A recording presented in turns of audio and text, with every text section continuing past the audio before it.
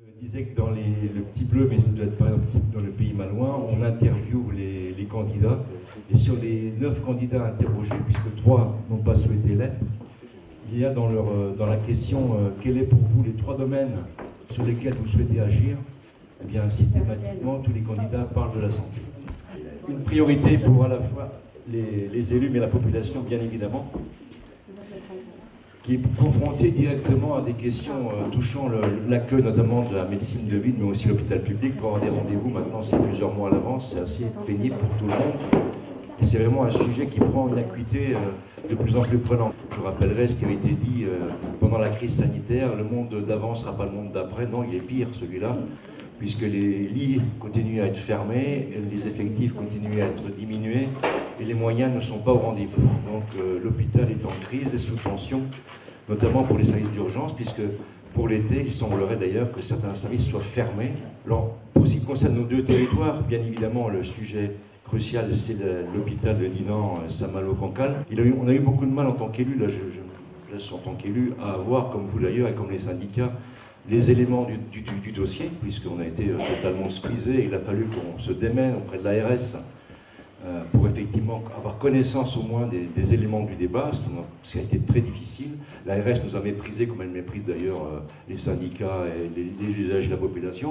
En fait, on a affaire à un organisme qui ne fait que suivre les décisions gouvernementales et qui est là pour appliquer une logique comptable que nous connaissons et qui aboutit à ce qu'on sait, la suppression des lits, la suppression des effectifs et des moyens. Je voulais juste terminer sur un point quand même crucial, c'est la question du financement.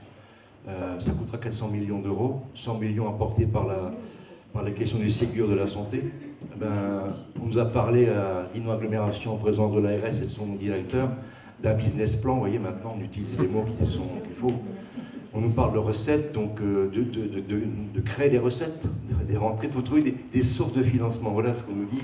Mais ce sont des gens qui vous le disent sans rigoler. Moi, je ne rigole pas, c'est parce que ça me fait tellement de peine. Mais ils vous le disent comme ça, clairement. Ils ont leur petit costume, leur petite cravate, leurs petites chaussures bien cirées. Ils sont tous là, et ça le dit comme ça, quoi. Il faut générer des recettes, voilà.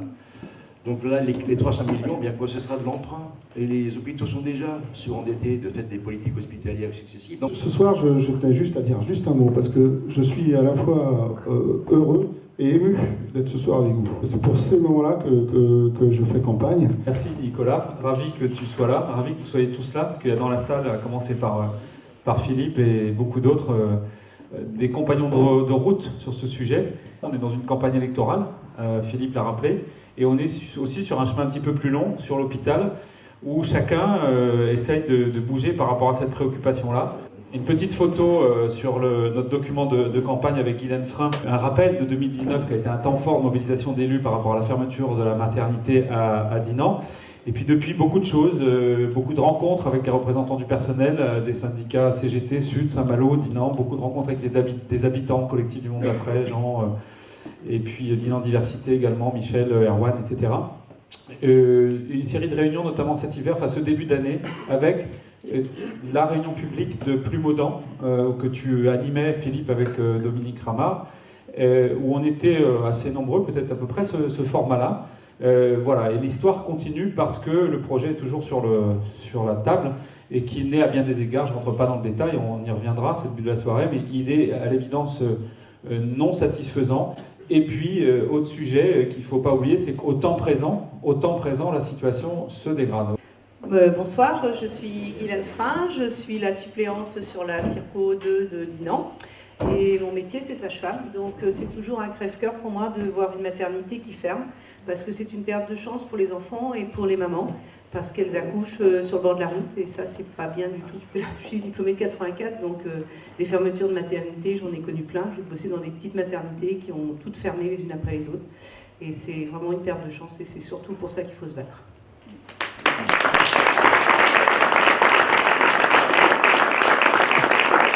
Vous êtes vraiment nombreux et ça fait plaisir de voir que ces questions de santé aujourd'hui sont bien au cœur des préoccupations des Françaises et des Français et qu'ils devraient être au cœur aussi de cette campagne électorale, même si on essaye par tous les moyens d'éviter d'aborder ce sujet qui fâche, c'est un sujet qui fâche d'autant plus qu'elle soulève aujourd'hui des mouvements on l'a dit, 7 juin, c'est une journée nationale de mobilisation, et ça tombe très bien que les choses se fassent dans le même temps, c'est-à-dire à la fois un débat avec la population, un débat avec vous, un débat entre nous, et en même temps des mouvements comme on a eu cet après-midi. Moi ce matin j'étais devant notre hôpital en Val-de-Marne, ici il y en avait des rassemblements aussi.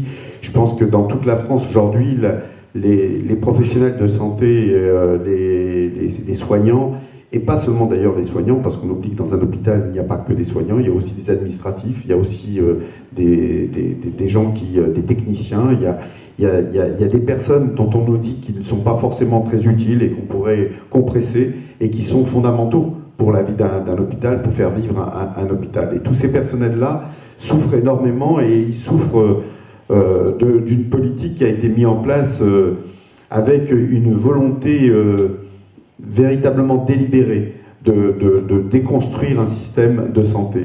Je crois qu'il faut bien avoir conscience que cette situation que nous connaissons est loin d'être une situation qui soit l'objet... on a parlé tout à l'heure d'une maladie, c'est pas franchement une maladie, c'est une véritable jeu de déconstruction on est plus dans la déconstruction de bâtiments que véritablement dans le domaine de la santé, dans la manière dont ils ont fait ça. Il faut savoir que dès le départ, dès les années 45-47, pour ceux qui auraient vu le film La Sociale, on voit à quel point cette sécurité sociale qui se mettait en place dans les années 45, après le Conseil national de la résistance, les gouvernements qui se sont succédés des années 45 à aujourd'hui ont tous eu une constance qui est assez désarmante. Une constance avec un double objectif. C'est à la fois mettre à mal la sécurité sociale, dont il ne pouvait plus très vite, des années 60, ne pouvait plus être mis en cause, surtout au lendemain de la guerre, quand il y avait besoin de reconstruire, pas seulement la France, mais reconstruire les gens qui avaient en grande souffrance après cette Deuxième Guerre mondiale. Il a fallu donc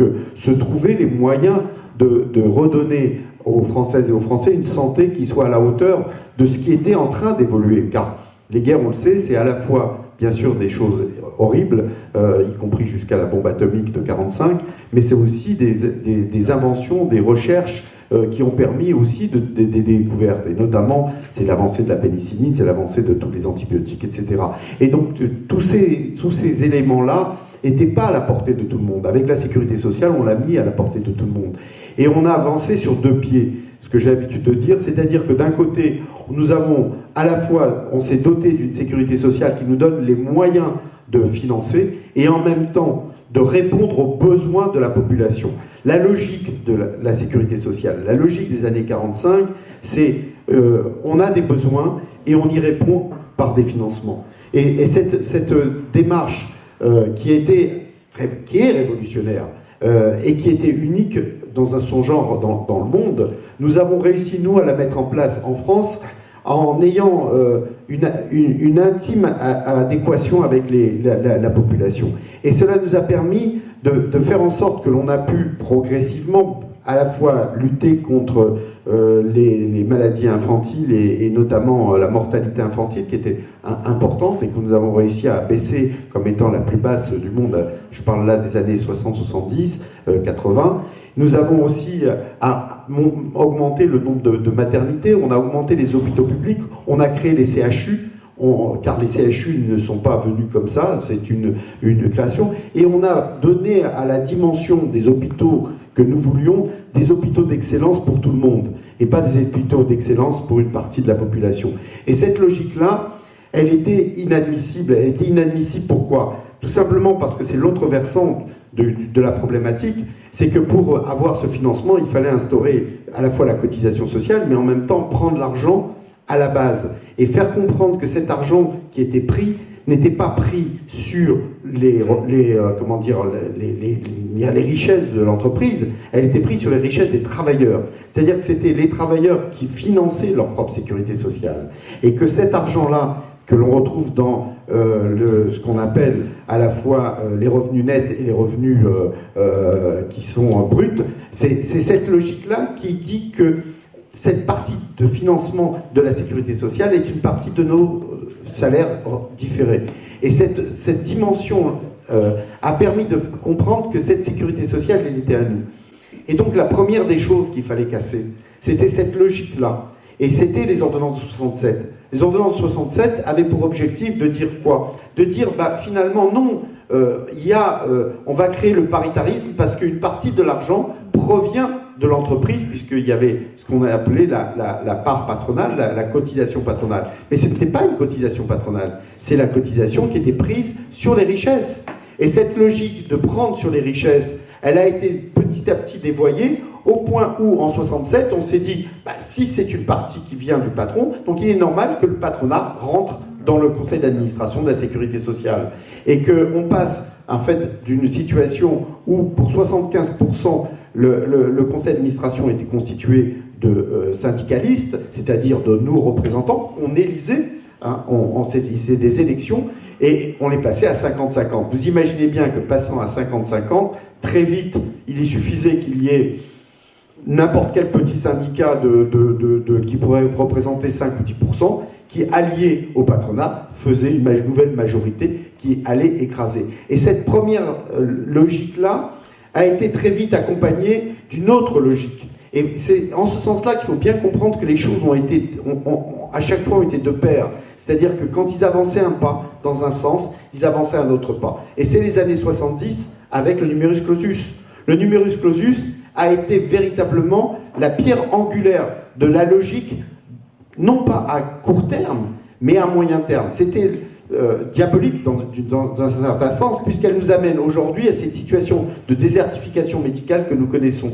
Mais cette désertification médicale n'est pas une désertification médicale qui a été faite avec simplement un objectif qui a été mal maîtrisé. C'est un objectif totalement maîtrisé. À l'époque, moi j'étais président de l'UNEF Santé, dans les années 72, quand les choses se sont mises en place, et j'avais rencontré le ministre de l'époque, j'ai dit, mais vous ne vous rendez pas compte, d'ici 20 ou 30 ans, nous allons avoir des problèmes de désertification médicale. Et on était étudiants, on n'était pas des grands professeurs de santé publique, des spécialistes de la statistique. On avait très vite compris qu'après le baby-boom, celui des années 50-80, forcément, on allait avoir, avec ce numerus clausus, une déperdition du nombre de praticiens. Et une déperdition qui allait entraîner. Mais pour eux, c'était une logique tout à fait cohérente, parce que, parallèlement à cette notion de numerus clausus, on a introduit progressivement des mesures qui allaient permettre le contrôle de l'hôpital public. Et le contrôle de l'hôpital public ne pouvait se faire que si on arrivait à retrouver le contrôle de la sécurité sociale. Ce qui nous a amené aux années 80, avec notamment les premiers financements qui ne venaient plus de la cotisation, mais qui venaient des taxes. On nous a dit, on va créer telle taxe ou telle taxe, elles vont permettre de renflouer. Et dans le même temps, on a bloqué les cotisations. En bloquant les cotisations, on crée une dépendance de la sécurité sociale, c'est-à-dire notre sécurité sociale, de l'État. Ce qui a amené progressivement, on est arrivé aux années 95 avec le plan Rocard et le plan Juppé. Le plan Rocard et le plan Juppé ont été deux angles qui est celui de bloquer tout ce qui est les financements de l'hôpital, en faisant en sorte que l'hôpital devait non plus emprunter à la Caisse des dépôts et de conciliation, qui permettait d'avoir des emprunts à taux zéro, à prendre des emprunts qui étaient toujours à taux zéro, mais cette fois-ci aux banques. Et progressivement, on est passé des emprunts à taux zéro à des emprunts à plus cher. Ce qui veut dire qu'on a commencé à endetter les hôpitaux. Et en endettant les hôpitaux, on les a obligés à se restreindre. Donc vous voyez qu'on est sur deux plans parallèles. Pendant qu'on restreint les hôpitaux, le numerus clausus fait son jeu, qui est de réduire le nombre de praticiens. Et quand on dit réduire le nombre de praticiens, c'est réduire aussi le nombre de professionnels qui sont formés. Et quand on réduit le nombre de praticiens formés, on réduit le nombre d'infirmières qui sont formées. Et donc on réduit le nombre d'IFSI, c'est-à-dire des instituts qui forment les infirmières.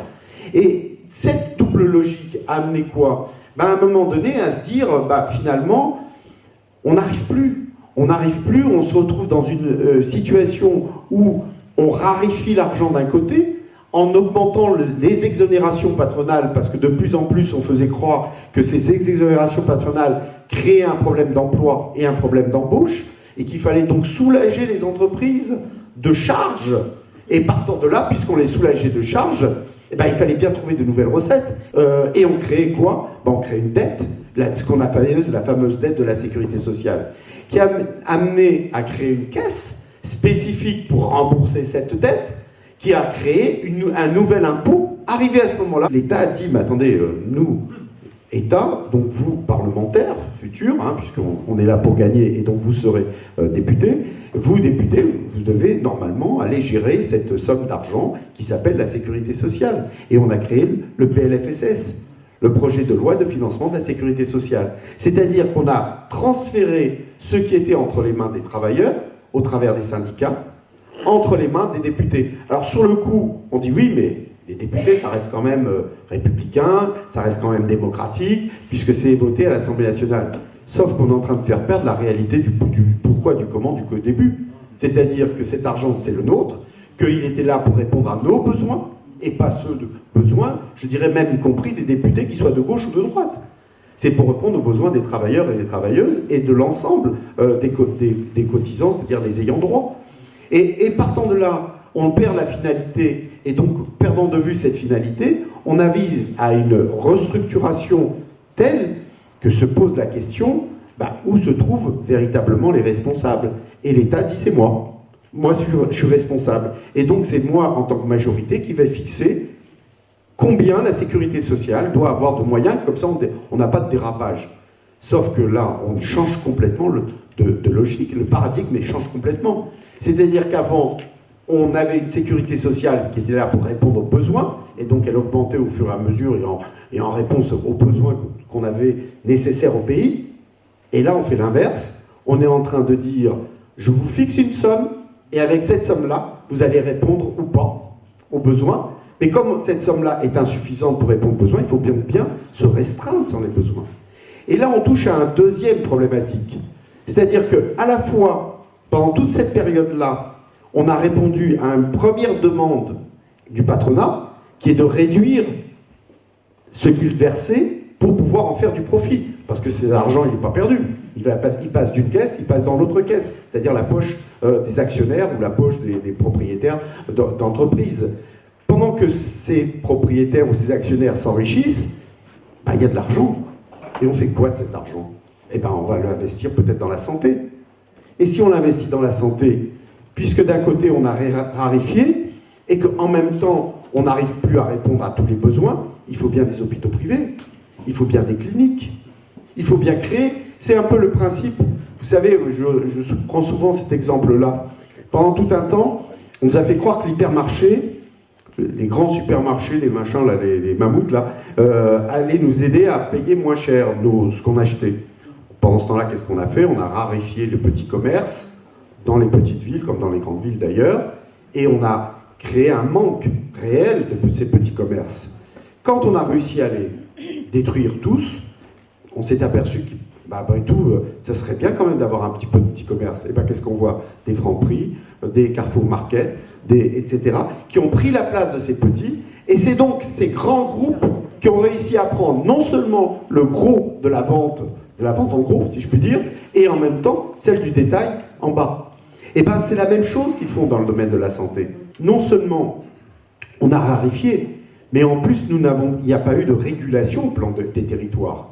Ce qui fait qu'il y a des endroits, Côte d'Azur et d'autres endroits probablement, y compris peut-être en Bretagne, qui sont mieux dotés que d'autres qui sont sous-dotés, parce que c'est l'offre et la demande, mais pas l'offre et la demande du besoin, l'offre et la demande de ce que les gens peuvent payer. Cette logique-là a été introduite très tôt, parce qu'elle devait progressivement trouver une solution aux problématiques de la déconstruction de notre système de santé. Je pense qu'on a multiplié comme ça les initiatives. Il y a eu la loi Douste-Blazy, qui, elle, a réorganisé donc la sécurité sociale, mais elle a organisé les hôpitaux, et elle a créé la T2A. La T2A, qui est la tarification donc à l'activité, qui est aussi une autre manière de créer une dynamique de commerce. Pourquoi? Parce qu'on dit, on dit plus il faut soigner en fonction de la pathologie dans sa complexité, on va soigner en fonction de la pathologie dans sa technicité. C'est pas du tout la même chose. C'est pas la même chose de soigner quelqu'un en le prenant en charge globalement comme disait je ne sais plus quelle infirmière il y a quelques jours, quand on amène quelqu'un aux toilettes parce qu'il est en situation de difficulté, c'est quoi? On codifie ça comment, T2A? Ben, on ne le codifie pas. Mais pourtant, c'est bien du travail. Et il y a combien d'actes dans la vie de tous les jours à l'hôpital qui sont des actes qui ne sont pas codifiables? Sauf que ce qui fait rentrer l'argent à l'hôpital, ce sont les actes codifiés. Donc il faut progressivement réguler encore l'hôpital comme une entreprise, c'est-à-dire qu'elle produise. Et on devient l'hôpital-entreprise qu'on nous a amené avec notamment l'arrivée de Madame Bachelot et la loi HPST, Hôpital Santé Territoire. Alors la loi Hôpital Santé Territoire, c'est pas seulement une loi qui vient continuer le travail des années 67, 60, 67 jusqu'aux années 2009, donc puisque la loi, c'est surtout d'une volonté de mieux déplacer le centre national vers le centre régional, avec la mise en place des ARS. Les ARS et les agences régionales de santé, dont la première tentative était les ARH, Agence régionale de l'hospitalisation, qui a été la première dynamique à poser les termes de la restructuration hospitalière. Et cette restructuration hospitalière, elle était d'autant plus indispensable qu'on voyait bien qu'allaient arriver les conséquences de le numerus clausus. Et que dans le même temps, il n'y avait aucune volonté de remettre en cause ce numerus clausus, parce qu'il était important pour eux qu'il reste en place. C'est 15 ans pour faire un médecin spécialiste, c'est 11 à 12 ans pour faire un médecin généraliste. Ça veut dire que si aujourd'hui on veut mettre en place des médecins, il nous faudra quand même le temps pour les former.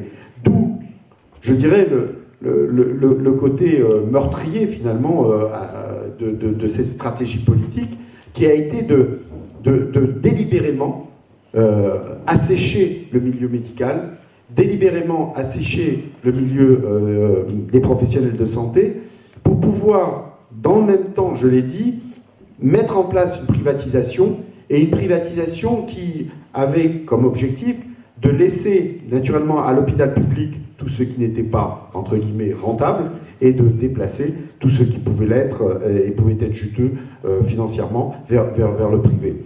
Cette logique-là s'est poursuivie avec Madame Touraine et la création des GHT. L'ARS, c'est pour commencer à structurer régionalement, et donc d'éviter les comparaisons plan national. Donc c'est chacun regarde et se compare entre soi. Et on arrive finalement à mettre les uns contre les autres. Et obligatoirement à se poser des questions en termes de territoire. Et donc se dire, bah oui, si on a moins de moyens, il faut peut-être se regrouper. Ça paraît logique. Une fois qu'on a mis en place la loi HPST, Madame Touraine a créé les GHT, en disant il faut la structure qui permet de regrouper. Et ces regroupements nous amènent à la situation que vous êtes en train de vivre, vous, avec le regroupement des hôpitaux de Dinan et de Saint-Malo avec Cancale. Je n'ai vu aucun regroupement où il n'y a pas des disparitions de lits. Actuellement, nous sur Paris, ils veulent regrouper les hôpitaux de Bichat et de Beaujon dans le nord de Paris pour créer un nouvel hôpital, un peu la même logique que pour vous, qui est à Saint-Ouen. Alors on nous dit Saint-Ouen, Seine-Saint-Denis n'a pas d'hôpital. C'est vrai. S'il n'a pas d'hôpital, il faudra en construire un. Mais pourquoi déshabiller Pierre et Paul, c'est-à-dire Bichat et Beaujon? D'autant qu'en supprimant Bichat et Beaujon et en mettant cet hôpital-là à Saint-Ouen, on perd 450 lits. 450 lits. On a, avec une population qui en a énormément besoin, puisqu'ils le disent eux-mêmes que la Seine-Saint-Denis en a bien besoin. Donc on voit bien qu'il n'y a pas un seul de ces regroupements qui n'a pas comme objectif de réduire les moyens et de créer donc un besoin ailleurs, mais un besoin qui ne serait satisfait par le secteur privé. Donc la loi Touraine a été, de ce point de vue-là, une catastrophe, mais Buzyn est allé encore plus loin. Il ne faut pas croire que ça s'est arrêté là. Buzyn est allé plus loin, pourquoi? Parce qu'elle a récupéré, comme c'est très bien le faire d'ailleurs Macron, récupéré la notion d'hôpital de proximité, pour retirer à l'intérieur de cet hôpital de proximité ce qui fait un hôpital de proximité. C'est-à-dire un hôpital de proximité dans la loi de Madame Buzyn, c'est un hôpital qui n'y a plus de maternité, c'est un hôpital où il n'y a plus de chirurgie, un hôpital où il n'y a plus d'urgence. Donc c'est pas étonnant qu'aujourd'hui, nous sommes à 66 services d'urgence qui vont être dits en mode dégradé pour cet été. Mode dégradé, ça veut dire que les gens sont obligés de passer par un standard avant de venir. Ils ne peuvent pas venir comme ça, de but en blanc, se faire soigner aux urgences. cet été risque d'être meurtrier à nouveau. Parce que l'on a encore franchi une nouvelle étape. Et une nouvelle étape dans laquelle on veut nous faire croire que le gouvernement n'y est pour rien. Ce n'est pas vrai.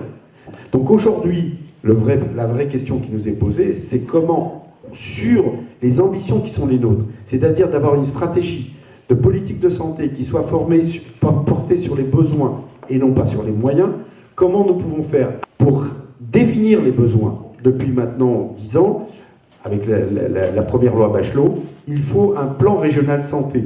Ce plan régional santé est défini tous les 5 ans. Celui de 2022, enfin ce qui était en 2017, se termine donc à la fin de l'année. Partout, il va y avoir, et dès maintenant, en ce moment, vos ARS sont en train de travailler sur le PRS 2023-2028.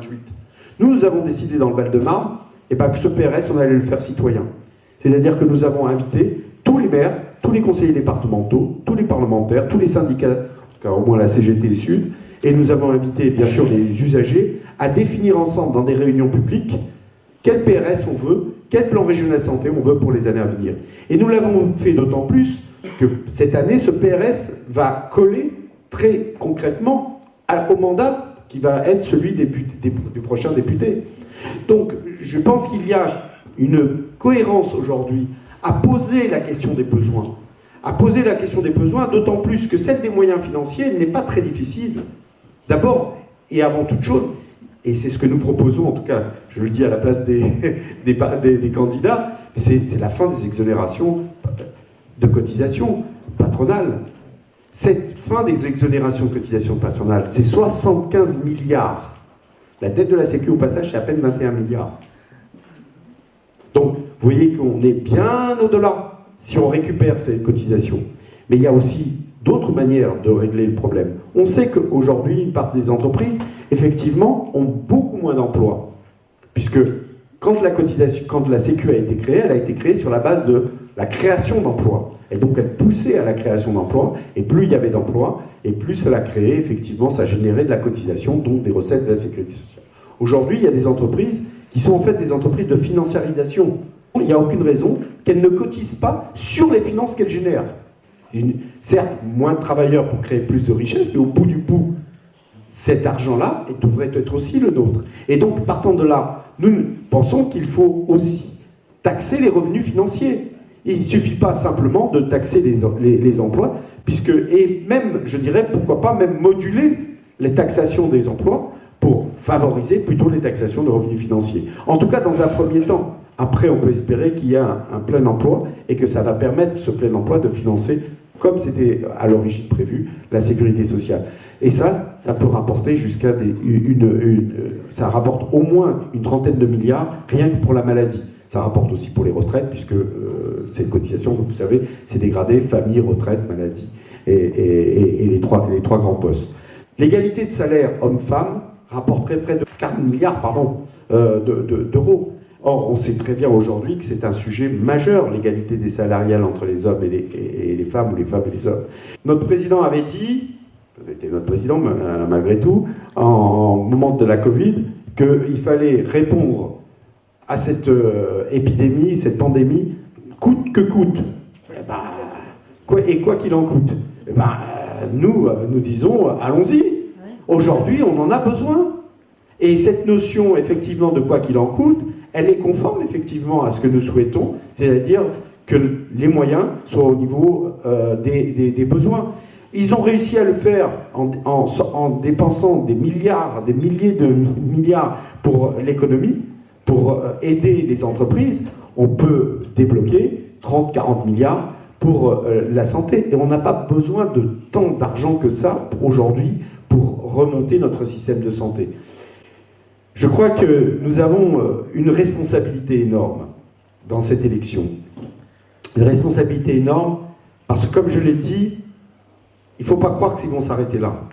En 2021, au Sénat, le groupe des Républicains, pourtant minoritaire, mais pour montrer qu'il était plus blanc que blanc, ou plutôt plus bleu que la République En Marche, a déposé un projet de loi organique sur le PLFSS. 1. Intégrer l'assurance chômage à la loi de financement de la Sécu, faire d'un bloc. Soumettre des crédits limitatifs de dépenses de gestion de la sécurité sociale et une règle d'équilibre des règles d'or. C'est-à-dire qu'en clair, ils nous font le coup de Maastricht, avec on ne doit pas dépasser tant de pourcents.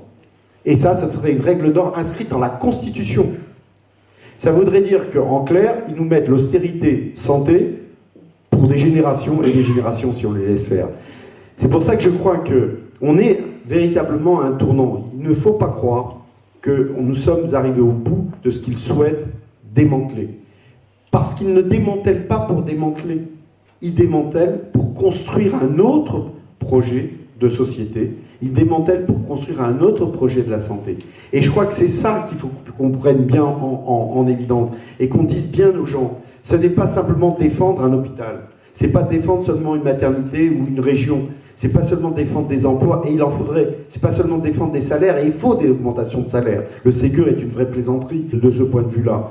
Mais il nous faut aujourd'hui véritablement repenser un système de santé qui corresponde au XXIe siècle, qui corresponde avec une protection sociale du XXIe siècle, et pas revenir à des conceptions qui dataient d'avant-guerre, de la Deuxième Guerre mondiale, je ne parle pas de celle de l'Ukraine. Donc je crois qu'on a, de ce point de vue-là, véritablement responsabilité à expliquer qu'ils ont véritablement créé une dynamique et que nous voulons créer une autre dynamique. Et que cette autre dynamique, elle est à notre portée, puisque notre ambition, c'est d'avoir un Premier ministre de gauche.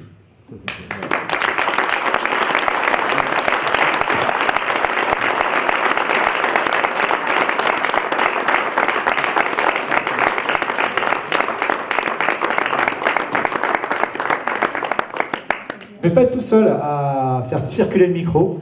Donc on a un camarade d'Outre-Rance qui va être là. Il peut peut-être se présenter, c'est sûrement le moment. Je suis Jean Roel et je suis le coordonnateur de la coordination Le Monde d'après, qui est à l'origine d'un certain nombre d'actions sur le pays de Saint-Malo et qui a eu la riche idée de se rapprocher des collègues de Dinan pour monter ce mouvement qui donnera certainement, je ne sais pas si un Premier ministre de gauche, mais qui donnera au moins un coup d'arrêt à la désintégration du système de santé. Je suis revenu sur les propositions. Voilà. Donc je ferai circuler le micro de ce côté-ci.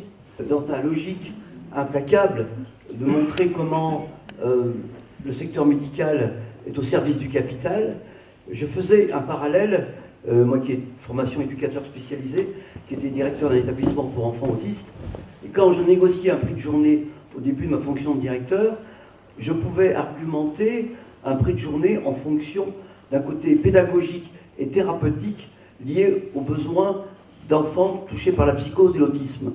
Et à la fin, je ne vais pas vous développer la loi Séraphin et compagnie, bref, c'était un taux directeur qu'on appliquait sans aucune discussion.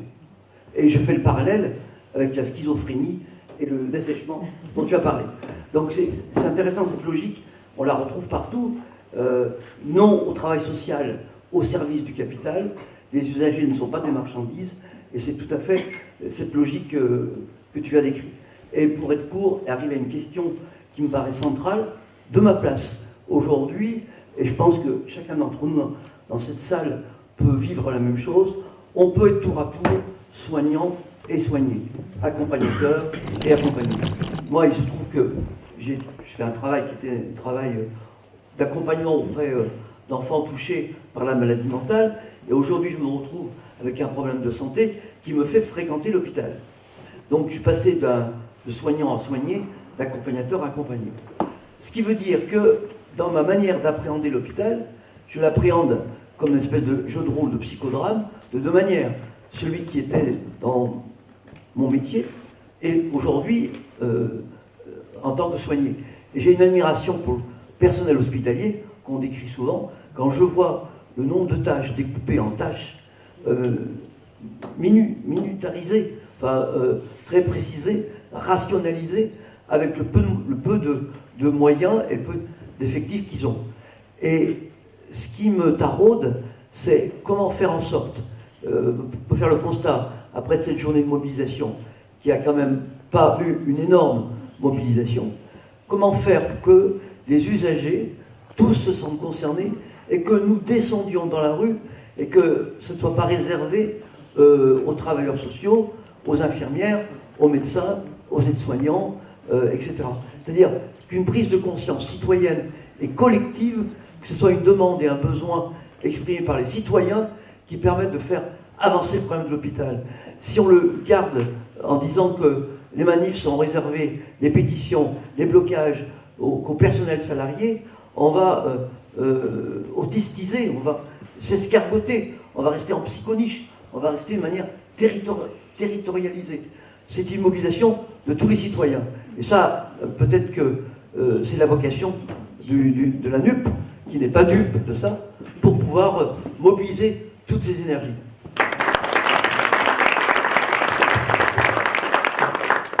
Bonsoir. Moi, je suis responsable du pôle santé en Ariège. Je suis ici parce que mon papa est en train de mourir à l'hôpital de Saint-Malo. Et j'ai assisté par chance à votre manifestation tout à l'heure. Donc, je suis vraiment très solidaire avec vous. Et je suis directement concerné parce que dans l'Ariège, je m'occupe de ce Parlement d'Ariège, qui est une structure qui aide surtout les soignants qui ont été suspendus.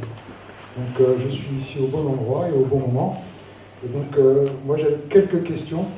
Je vais m'asseoir un petit peu pour vous lire un petit peu les remarques que j'ai.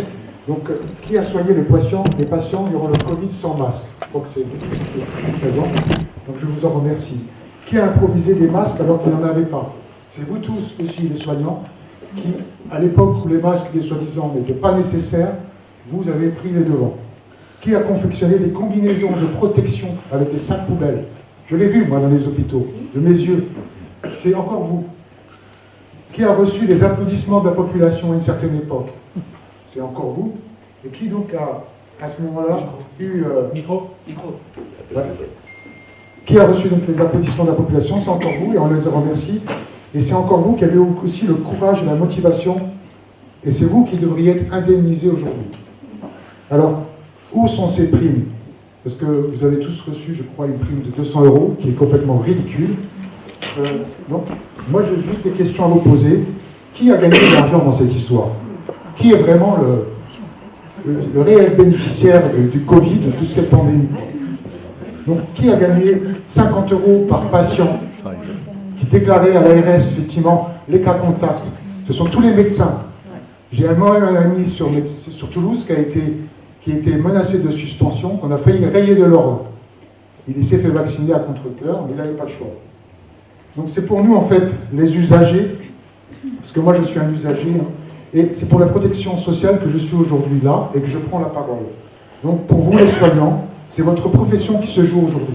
Je crois que c'est important de vivre ce moment un peu comme un moment unique, comme une chance qu'on a tous de se réunir ensemble pour justement faire une cohésion, pour essayer aussi de comprendre pourquoi il y a ce silence de nos dirigeants. Quand vous essayez de communiquer avec eux, ils se taisent, vous n'avez aucun retour.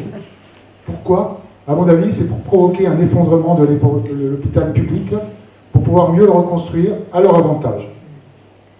Donc pour ça, j'aimerais bien interroger les chiffres, parce qu'on nous dit toujours que la sécurité sociale est déficitaire. Là, moi je suis un peu sceptique, parce que quand je connais bien les médecins, ils font tout ce qu'ils peuvent pour réduire ces coûts. On va même jusqu'à leur donner des primes de 2 000 € s'ils respectent le quota. Ça aussi, c'est des vérités qu'il faut dénoncer. Donc le Covid a permis de faire d'énormes, réels bénéfices. Il faut savoir qu'à la fin de l'année 2021, jusqu'au fête de Nouvel An, il y a eu plus de 6 milliards, je dis bien 6 milliards de tests PCR qui ont été réalisés. Donc, où est passé cet argent? S'il vous plaît. Sachant que... S'il vous plaît. Oui. Je pense que Philippe l'a dit. Oui, laissez-moi terminer, s'il vous plaît. Non, mais il faut qu'on joue le jeu parce qu'on est nombreux. On joue le jeu parce qu'on est nombreux. Pour 2 secondes. Alors, il faut savoir qu'un test PCR dans une pharmacie coûte 5 € au pharmacien, sachant qu'il est remboursé à 25 €. Où est passé tout cet argent? Donc l'officine doit payer les équipements de protection individuelle, il faut compter à peu près à 1 €. Donc vous avez pris en charge des patients avec des masques improvisés, avec des sacs poubelles, des blouses. Nos droits se rétrécissent un peu comme une peau de chagrin. Nos droits à tous, usagers et vous les soignants. Il est temps de se réveiller. Nos droits s'amenuisent. Nos revendications ne sont plus entendues. Que faire? Moi j'ai 4 demandes et je terminerai, c'est par ces 4 demandes. Demandons ensemble la réintégration du personnel suspendu. Ça c'est vraiment la première chose. Une revalorisation des salaires. Il faudrait donner au moins un minimum de 2 000 € brut aux aides-soignants qui rentrent. Et je crois qu'il faut axer la politique sur la formation des aides-soignants, une prise en compte des heures supplémentaires, une campagne d'information et de formation des métiers de la santé pour réembaucher et réinjecter du personnel soignant.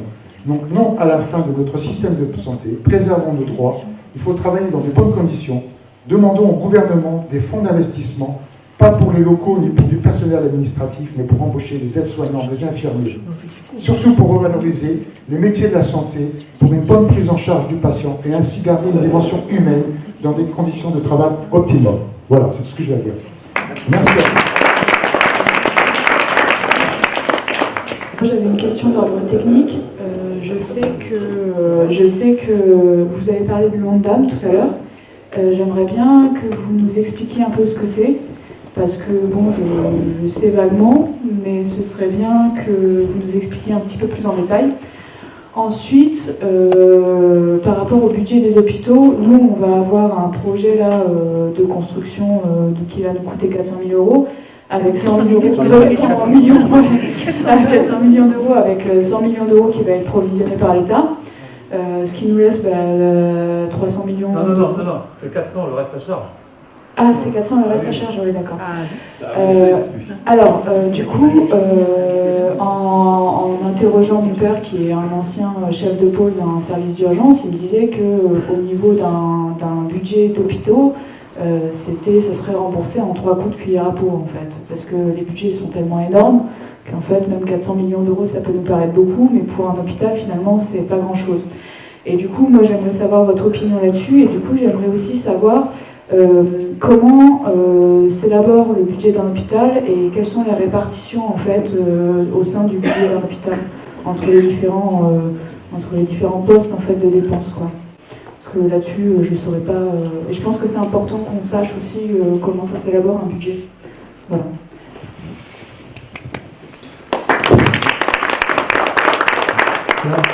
C'est le jeu de le jeu de la synthèse. Donc, la dupe, pas dupe, d'un budget qui se construit. Donc maintenant, c'est un peu voilà, concrètement, comment c'est financé l'hôpital à l'échelle régionale en fait. C'est un peu le sujet, je pense qu'on a entendu là, hein, sur et pour qui devrait aller l'argent. Ça, on vient d'entendre ça aussi. La question des besoins, définir au mieux les besoins pour raisonner en coût et non plus en prix, est un mode de fonctionnement qu'on invite à engager. Et là, de mon point de vue, la question se pose aussi, la distinction entre le prix et le coût. D'abord, l'ONDAM. L'ONDAM, c'est l'objectif national des dépenses d'assurance maladie. C'est lié au PLFSS, projet de loi de financement de la sécurité sociale, qui, quand il est voté, devient LFSS, c'est-à-dire loi de financement de la sécurité sociale.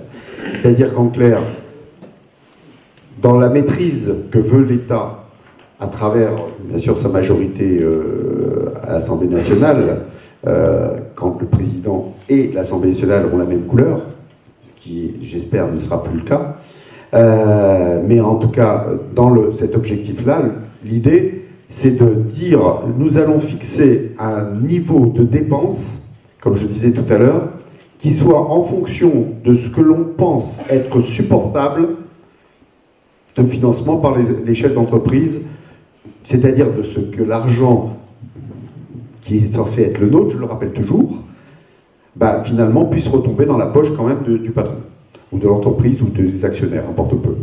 L'idée, c'est ça. C'est que je vais fixer une enveloppe, et cette enveloppe, normalement, en théorie, ne doit pas être dépassée. Bon, en règle générale, elle est toujours un peu dépassée, ou même souvent dépassée, ce qui génère de la dette, qui génère l'année d'après, de dire, puisqu'on a fait de la dette, il faut encore revisser l'ONDAM. Et à chaque fois, on visse un petit coup et on est dans une situation de pénurie constante. Cette ONDAM-là, il faut la supprimer. Notre proposition à nous, c'est qu'on ne peut pas rester dans cette logique-là. Parce que la logique de l'ONDAM et du PLFSS, c'est une logique qui supplante les besoins en fonction des moyens et non pas l'inverse. Donc l'ONDAM est véritablement une création de la réforme Juppé, du PLFSS de 95 mis en application en 96. Donc l'objectif, je le répète, alors il y a plusieurs ONDAM dans l'ONDAM, puisque les ONDAM se déclinent en ONDAM bien sûr, qui ont trait à ce qui concerne l'hôpital. Donc il y a un ONDAM spécifique, mais il y a un ONDAM aussi pour la médecine de ville, il y a un ONDAM pour d'autres secteurs. Et il y a aussi d'ailleurs un plan qui est censé aussi juguler les dépenses du médicament, qui sont aussi un autre secteur. Donc voilà, on est dans des logiques d'enveloppe, en quelque sorte. C'est une enveloppe, et on ne doit pas dépasser le montant de l'enveloppe. Et si on dépasse le montant de l'enveloppe, eh ben, ça crée des pénalités, et c'est pour ça qu'il y a toujours, à mi-temps, quelque part, une loi rectificative du PLFSS, enfin de la FSS, pour essayer de rectifier à temps faire soit peu. Et dans sa grande bonté, l'État dit, allez, va, je rajoute un petit peu d'argent, mais attention, il ne faut pas dépasser plus loin. Donc voilà un petit peu ces logiques-là. Cette logique-là a permis au gouvernement Macron de faire 18 milliards d'économies sur la santé pendant son seul quinquennat. 18 milliards d'économies sur la santé grâce à l'ONDAM, grâce au PLFSS. C'est-à-dire qu'à chaque fois, il a donné des coups de tournevis, et à chaque fois, on a raréfié l'argent, et on a créé les situations que l'on connaît aujourd'hui de l'hôpital, qu'on connaît aujourd'hui dans tout le secteur de la santé. Voilà un petit peu ces mécanismes. Je le dis, ça rentre dans la logique de départ. Et ça veut se continuer, puisque s'ils mettent en place ce que voulait faire voter, bon, qui n'a pas été voté parce que la LRM est majoritaire à l'Assemblée nationale, même si elle ne l'est pas au Sénat, mais elle a été votée au Sénat, cette fameuse loi qui permettrait une règle d'or en matière de dépenses financières. C'est-à-dire que non seulement il y aurait un ONDAM, mais cet ONDAM serait supervisé par une loi constitutionnelle qui dirait on ne doit pas dépasser de temps. C'est l'histoire de Maastricht. Hein.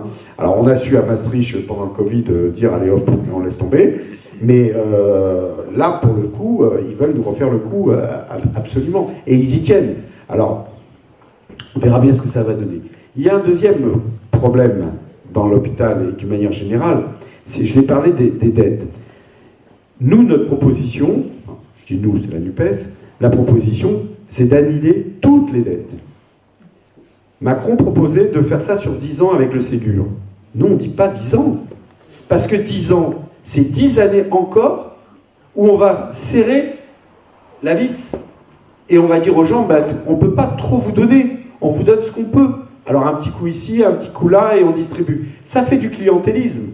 Parce qu'à partir du moment où on est obligé de choisir où on met l'argent, forcément, bah, on va mettre les élus en concurrence entre eux, on va mettre les territoires en concurrence entre eux, et puis on va leur dire, bah oui, mais si vous voulez pas être en concurrence, regroupez-vous, faites un GHT.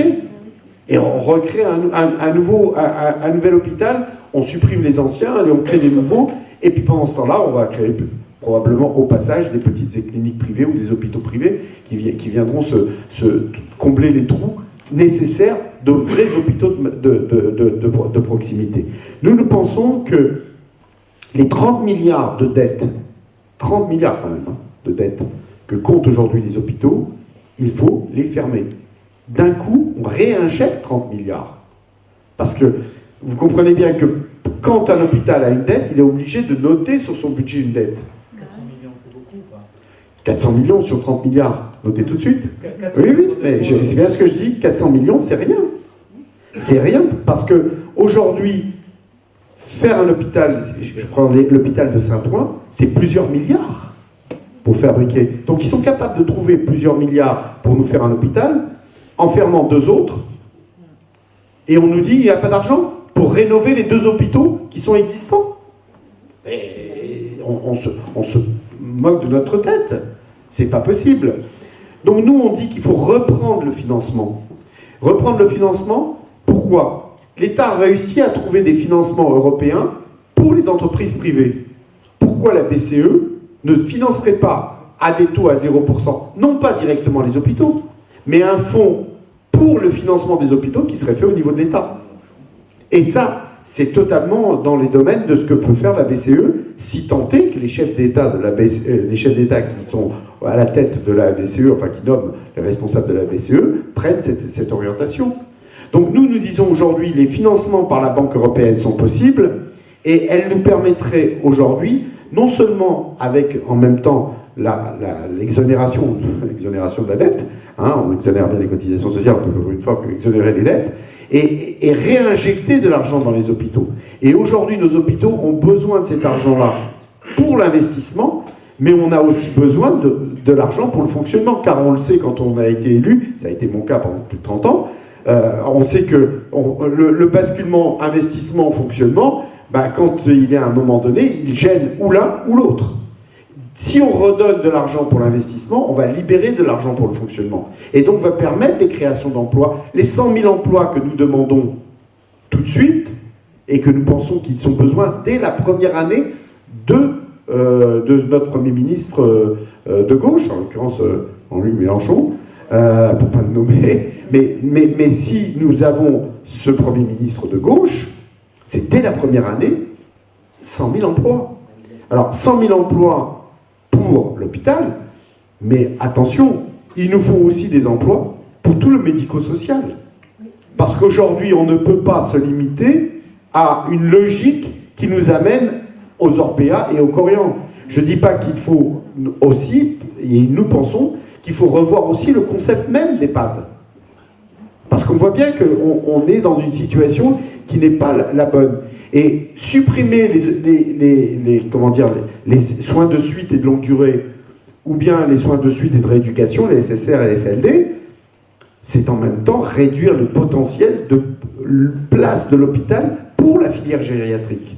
Et la CGT, comme je suppose Sud, travaille sur une logique qui n'est plus EHPAD, SLD, SSR, soins à domicile, mais sur une logique d'une filière gériatrique qui doit correspondre aux trois dynamiques, qui est la dynamique hospitalière, la dynamique du médico-social, mais en même temps aussi de rester chez soi et de pouvoir avoir une aide et des aides à domicile qui permettent, et médicalisées, de rester chez soi, mais sans que ça coûte des fortunes, sans qu'on ait le besoin de dépenser des sommes qui sont au-delà de ce que les gens, avec leur pension, peuvent se payer, et quand c'est pas l'obligation des familles à payer. Donc on est aujourd'hui dans une obligation de repenser complètement la logique des financements. La logique des financements, et elle passe par un point très simple, passer du besoin, des moyens aux besoins, ou des besoins aux moyens, mais en faisant dépendre les moyens par les besoins.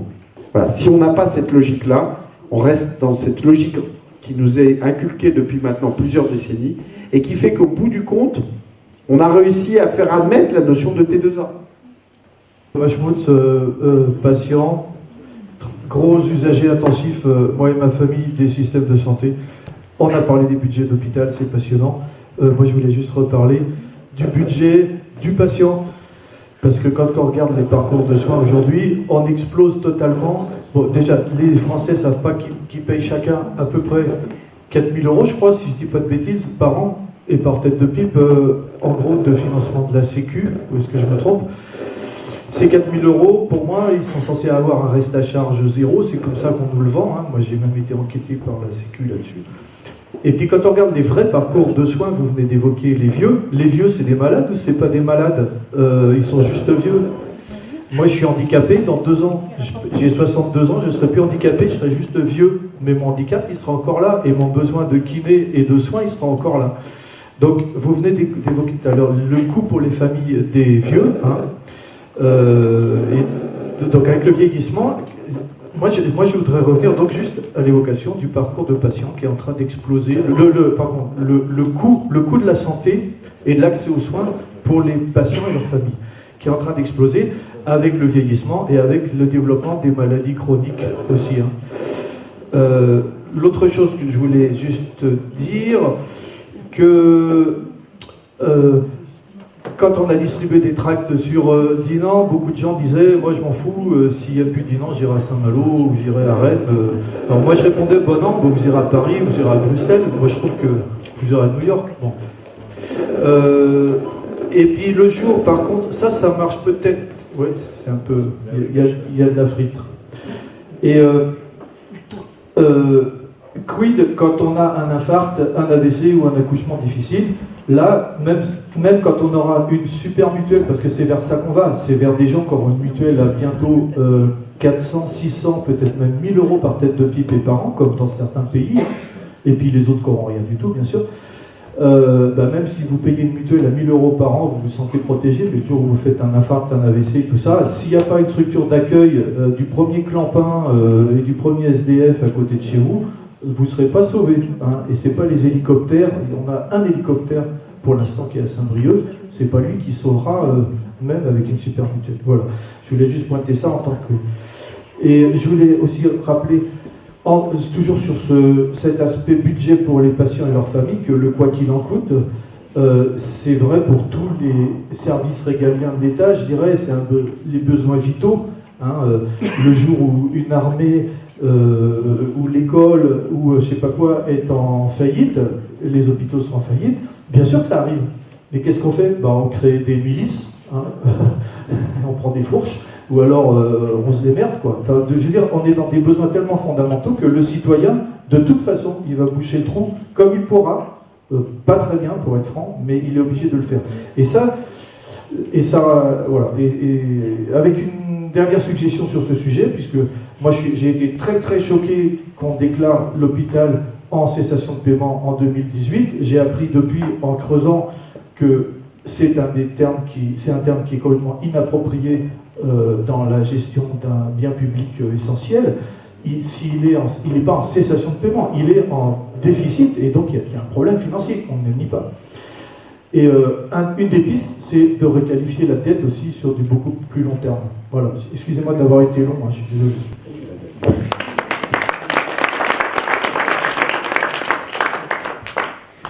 Je travaille à l'hôpital de Dinan. Ma spécialité, c'est les soins palliatifs, et je suis président du comité d'éthique du GHT Ronceul-Rhône. Je souscris complètement à votre analyse sur de repartir des besoins.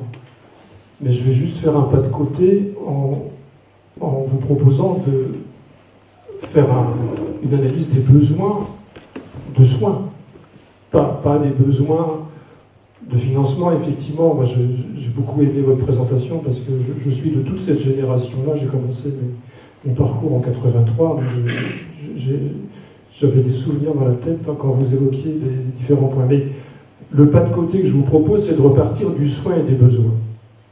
Parce qu'on ne parle pas des besoins dans l'absolu. C'est une erreur. J'étais ce matin en staff de soins palliatifs.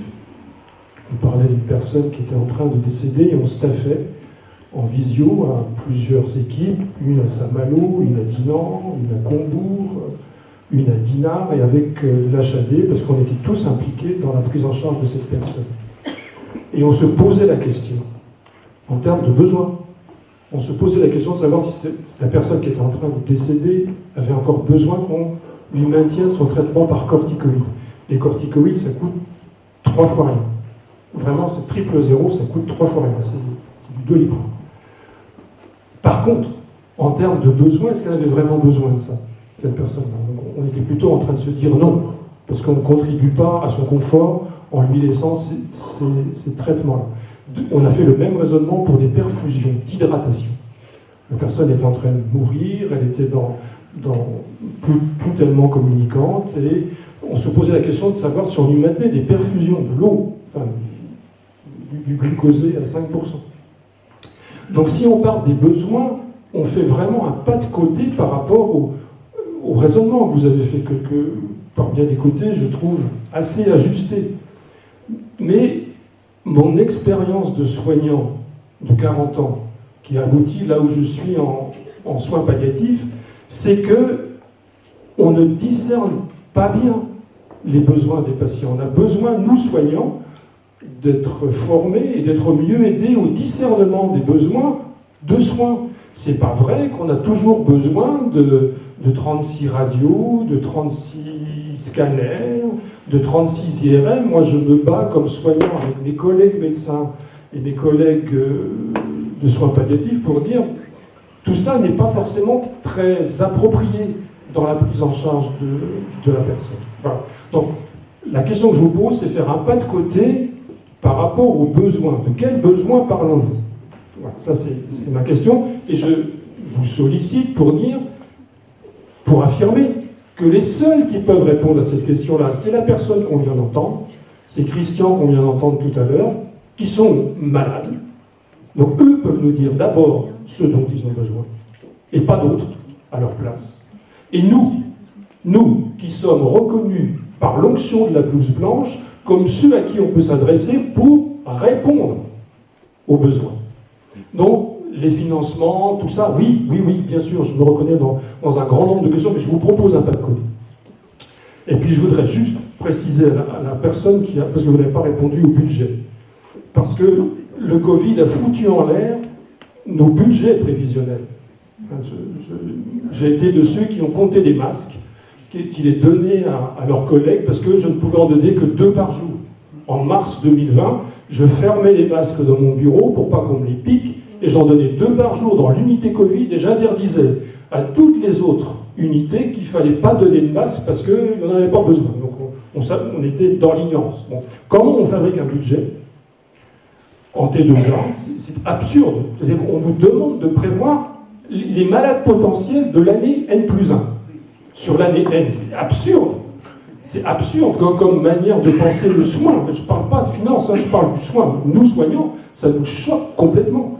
Parce que moi, j'ai dit à mes directeurs, vous pensez que je vais aller faire un grand raoult dans les rues de Dinan en disant grande semaine commerciale sur le pacemaker à Dinan en 2023. Enfin, ça n'a pas de sens. Enfin, c'est débile.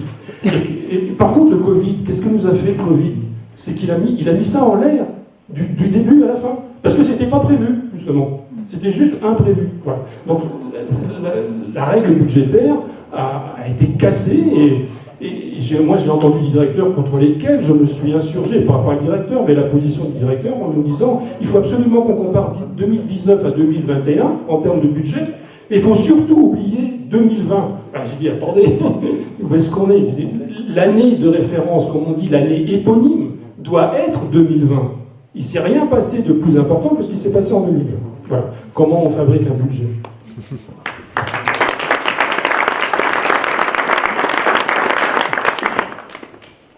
Bonjour. Alors, c'est pas facile de passer après ça. Moi, j'ai juste une remarque de militante et une question par rapport à ça. Alors, la semaine dernière, quand j'ai tracté au marché pour nos candidats de la 2e circonscription, je tractais en disant un député qui veut sauver l'hôpital. Tout le monde a pris mon tract, c'était assez impressionnant. Donc du coup, j'ai pas le même vécu que ce que vous reteniez sur le fait que les gens n'étaient pas très investis par la question de l'hôpital, la fermeture de l'hôpital. Donc je sais pas si c'était ponctuel au marché, la moyenne d'âge du marché, c'est possible aussi. Et je pense que les adversaires le savent parce que pour avoir ouvert les professions de foi tout à l'heure, Hervé Berville, qui est du coup le député sortant de notre 2e circonscription et qui est de La République En Marche, dans les points qu'il met en tête de sa profession de foi et qui dit qu'il est très heureux d'avoir fait, c'est d'avoir débloqué du budget pour l'hôpital. Alors je ne sais pas si vous l'avez, j'ai plus les chiffres en tête et tout, je me souviens juste d'avoir lu ça tout à l'heure chez moi et de me dire mais attendez, il me semblait qu'il fermait des lits, alors je crois que j'ai un petit peu raté quelque chose. Est-ce que il y a d'autres personnes ici qui ont vu ça ou lu ça et quel alors du coup sur quoi est-ce qu'ils jouent, parce que c'est bien qu'ils sentent aussi que il faut qu'ils mettent quelque chose en avant pour pouvoir dire que eux aussi ils pensent que la santé c'est très important.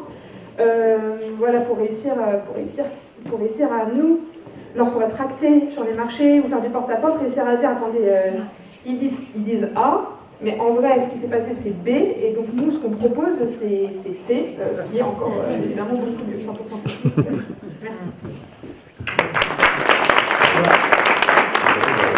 C'est la règle du jeu, elle est terrible. Je crois par rapport à ce qui a été dit sur le discernement des besoins et comment on peut poser la question des besoins, moi je crois que la réponse, vous l'avez apportée vous-même, c'est-à-dire qu'on ne peut pas faire en n'étant pas ensemble, si on ne crée pas une dynamique commune, usagers, soignants, soignés, professionnels de santé, et moi je dirais même y compris élus, syndicalistes. Si on n'a pas cet ensemble-là, je disais, moi je suis porte-parole d'une coordination, dans cette coordination-là où on essaye de créer, donc de mettre en place le PRS 2023-2028, c'est tous ensemble qu'on doit travailler ça. On a eu une soirée le 30 mai dernier sur la psychiatrie, parce que la psychiatrie aussi est sinistrée, c'est une situation dramatique, avec la remise en cause des secteurs, avec la remise en cause de la psychanalyse, de la prise en compte du patient. Là aussi, on est en train de séquencer et on est dans autre chose. Et de ce point de vue-là, ce que nous disent les patients comme les professionnels, c'est qu'on a besoin aujourd'hui de repenser la psychiatrie, de penser la psychiatrie telle qu'elle devait être pensée, c'est-à-dire en mettant le patient au centre de nos préoccupations. C'est lui qui doit être le point, la mire qui doit nous intéresser. Si on travaille les besoins en fonction simplement de chiffres ou de quantitatifs ou de moyens financiers qu'on est capable de donner, ou de ce que l'on pense être juste ou pas juste en termes professionnels, on est à côté de la plaque. On est à côté de la plaque. Et moi, tout à l'heure, vous disiez faire un pas de côté. Non, nous sommes totalement dans cette logique-là. On est à la fois pour, effectivement, se donner les moyens de nos besoins, mais de réfléchir les besoins. Ce n'est pas les besoins seulement. Et pourquoi je dis de réfléchir les besoins? Parce que, effectivement, aujourd'hui, il y a eu quelque chose qui a un petit peu aussi été conjoint de tout ce que j'ai évoqué tout à l'heure, c'est la mise en place de la HAS, la Haute Autorité de Santé. C'est-à-dire qu'on a créé une notion de norme. On a tellement normatisé toute notre pratique professionnelle que, effectivement, là, pour le coup, on est sur un pas de côté. Si on n'est pas tel que la HAS l'a défini, et qui peut être très différent d'un endroit à un autre, on est dans une situation où on est en faute. Or, quoi plus dangereux dans un pays qui est en train aussi de trouver la voie auquel on apporte la voie américaine, c'est-à-dire de la judiciarisation, ça va être très difficile à dire, enfin bref, la judiciarisation, voilà, merci, il l'a dit, bref, de rendre tout sous l'angle de la justice, c'est-à-dire on a raison, on a tort, on est à côté, on est dans le droit, on n'est pas dans le droit. Et à partir de là, naturellement, les gens portent plainte, puisqu'on est censé être en dehors de la norme, et donc s'il y a une faute, c'est la faute du praticien, ou c'est la faute du patient, parce que lui aussi, il a une norme pour lui, tout le monde a sa norme, et à la fin, on est bloqué. Il faut qu'on sorte de cette logique-là. Il faut qu'on sorte d'une logique normative qui ne prend pas en compte le patient, qui ne prend pas en compte les situations, pas seulement individuelles, mais de comportement dans un monde qui est plein de contradictions et de contraires. Nous, on souhaite changer cela. Il faut repenser la HAS. Vous voyez, c'est pour ça que je disais tout à l'heure, on est dans une situation où toutes les briques s'imbriquent bien les unes dans les autres. Aucune brique n'a été pensée en dehors d'une logique. Et la logique, c'est de contraindre. Contraindre l'usager, contraindre le patient, contraindre les professionnels de santé, mais contraindre aussi les élus, parce qu'au bout du bout, eux aussi se retrouvent dans des situations de plus en plus difficiles. On leur demande de compenser, comme on le fait aujourd'hui avec l'éducation nationale, de compenser les manques qu'a aujourd'hui le système de santé. Et là, on est dans une situation où vous avez des élus qui, pour avoir des médecins dans leur ville, sont payés de donner un appartement, de donner etc. Alors qu'au passage, il suffirait de créer un centre de santé. Et j'ai été je suis secrétaire général dans toutes mes activités, secrétaire général de la fabrique des centres de santé. Nous créons, avec notre fabrique des centres de santé un peu partout. Les premiers centres de santé départementaux qui ont été créés en Saône-et-Loire, c'est la fabrique des centres de santé qui l'a posé, avec un maire de droite d'ailleurs, un président par exemple du conseil départemental qui était de droite. Ce qui veut dire que, mais pourquoi? Parce qu'il avait le sentiment que s'il ne répondait pas à la demande, il était en danger. Et c'est comme ça qu'on retrouve le tract que vous avez vu, madame, en disant, il dit qu'il met de l'argent. Bah oui. C'est-à-dire que si, par exemple, je vous donne 10 euros, mais que je sais très bien que vous en avez besoin de 11 ou de 15, et que dans ma grande largesse, je rajoute 1 euro, qu'est-ce que je vais donner l'impression de celui qui apporte quelque chose, qui s'est battu pour, mais on a raréfié au départ. C'est l'inverse qu'il faut faire. C'est une autre démarche qu'il faut avoir, c'est de dire quels sont les besoins, et à ce moment-là, je vais me battre pour avoir les moyens qui correspondent. C'est pas ce que font les députés LERM ou LR. Pourquoi? Parce que eux, ils votent toutes les lois PLFSS et ONDAM. On ne peut pas dire d'un côté à l'Assemblée nationale, on peut fermer le robinet et se plaindre en bas que le robinet n'est pas assez ouvert. Et je crois que c'est ça qu'il faut que vous fassiez, que vous mettiez en avant aussi dans cette campagne. C'est qu'est-ce que vous avez voté à l'Assemblée nationale. On vous écoute tous les deux, Nicolas et Bruno. Ouais, donc moi je vais vous dire un mot du programme. Je comprends un peu mieux là, parce que vous avez entendu, Macron il commence à dire ce qu'il va faire, il veut économiser 80 milliards dans la prochaine mandature. Donc merci, tu nous as expliqué comment il avait gagné 18. On voit par quel procédé il va réussir, hein. On voit bien qu'à ce niveau-là, ils ont de l'imagination. Hein. Donc moi je suis quelqu'un d'assez ordinaire, je n'ai pas de compétences particulières dans le domaine de la santé. Par contre, je suis un citoyen qui habite le territoire. Vous le savez peut-être déjà, ce programme, il est le résultat de 13 jours de négociation. C'est un travail remarquable. En 13 jours, on est arrivé à 650 mesures qui sont quand même, qui montrent que c'est pas simplement un accord de façade. Alors sur ces 650 mesures, j'en ai pris une. Rouvrir des services d'urgence, pour les dynamiques, écoutez bien, des maternités, hein, assurer un service de santé publique de proximité à moins de 30 minutes de chaque Français. Voilà par exemple un élément structurant, moins de 30 minutes l'accès aux urgences. Bon, dans notre secteur, on sait ce que ça veut dire. Ça veut dire que là, le projet tel qu'il est construit, tel qu'il est prévu, eh ben, ça répond pas aux besoins. La zone du pays de Dinan et du sud du pays de Dinan, bon ben là, ils appellent ça pudiquement une perte de chance, c'est ça, hein, voilà. Donc, voilà, ça répond partiellement, mais je pense que partir des besoins, c'est offrir aux Français un accès aux soins en moins de 30 minutes, par exemple. Au niveau de l'opacité, nous on est des citoyens et donc dans ce projet on a juste voulu comprendre. Mais c'est déjà de trop. C'est-à-dire que le rapport préparatoire au projet d'hôpital fait par un haut fonctionnaire Rossetti, ce document, on a refusé de nous le communiquer. Les syndicats hospitaliers ont fait un travail remarquable, ils ont saisi la CADA, on a fini par avoir quelque chose, mais pour vous montrer à quel point il y a un mépris de la citoyenneté, on nous a donné un document de synthèse d'une vingtaine de pages. Voilà. En nous disant, en n'essayant même pas de nous faire croire que c'est le vrai rapport. On ne construit pas un hôpital à partir d'un document de 20 pages. Voilà. Donc ça vous montre à quel point il y a des technos qui ont une vision, alors, les besoins, c'est pas leur problème.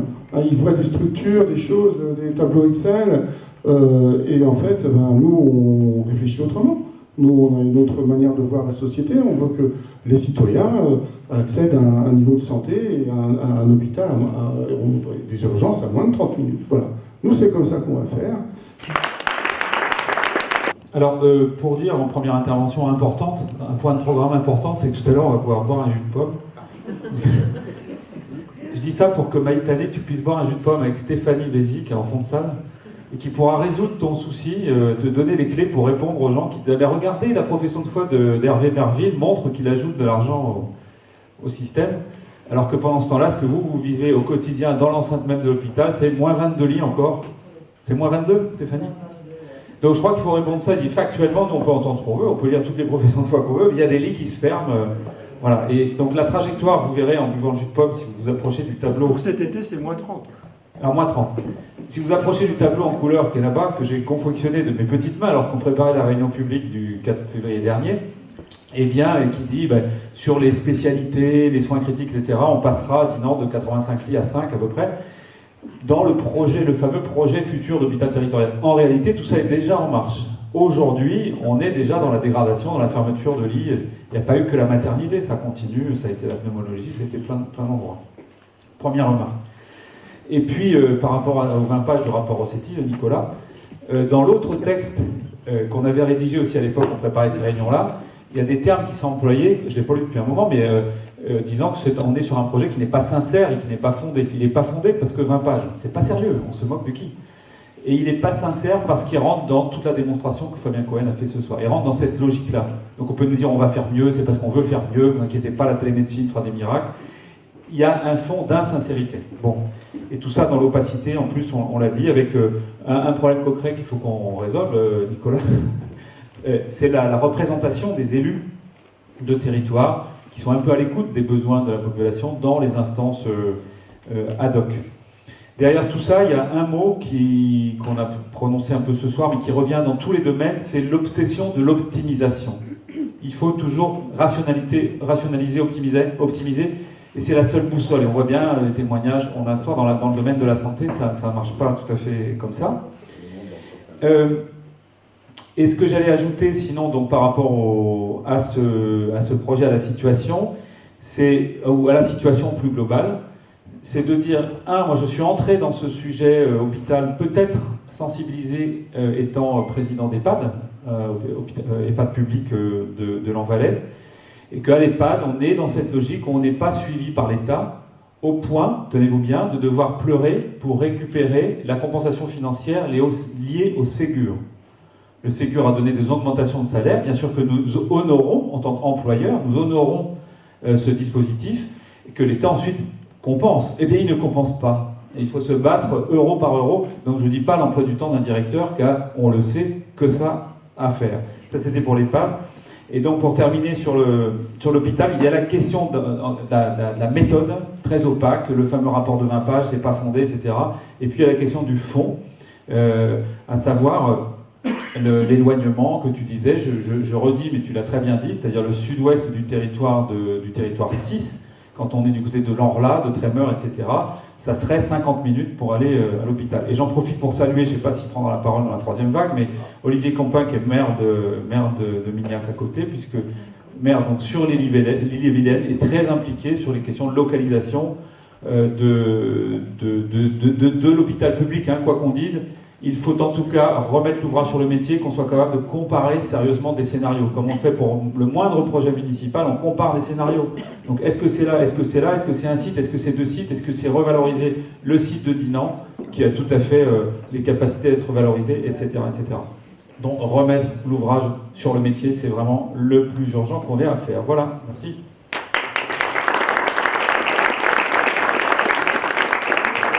Il va y avoir la troisième vague qui va apporter ce dernier PEPS à notre réunion. Ce seraient des propos courts. Alors que ça va pas être bien dérisoire par rapport à tout ce dont on va parler, mais je pense que ça relève de la même chose. J'ai un ami qui a été hospitalisé. Voilà. Il est resté assez longtemps hospitalisé. Il a dit non. Il m'a dit que les soignants étaient parfaits. On lui a proposé des massages, de la relaxation.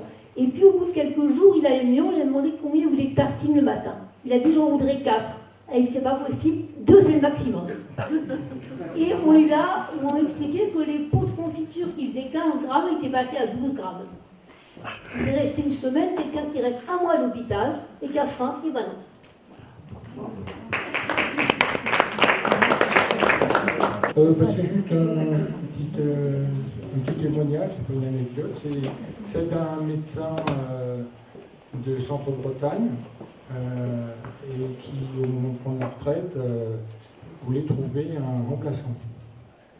Donc c'était quasiment impossible. Hein, et donc en fait, il a finalement trouvé un médecin étranger, tchèque, je crois. Je ne suis pas contre les étrangers, mais ça lui permettait d'être sous-payé, d'avoir un diplôme évidemment fabriqué dans son pays, hein, donc, qui ne coûtait rien pour l'État français. Et donc ce médecin avait été formé à distribuer des antibiotiques. Il prenait, sa façon de travailler, c'était de faire une ordonnance avec 10 médicaments. Donc, il a fallu que mon ami le forme. Alors, ce que je voulais dire, c'est que pour faire des économies, eh bien, on peut faire appel aussi à des travailleurs étrangers qui appauvrissent le pays d'origine. Donc on retrouve la même logique dans l'enseignement où les titulaires sont remplacés par des contractuels. En maths, c'est beaucoup les Camerounais parce qu'ils sont assez forts en maths. Et voilà. Donc ils parlent à peine le français, ça fait beaucoup rigoler les élèves.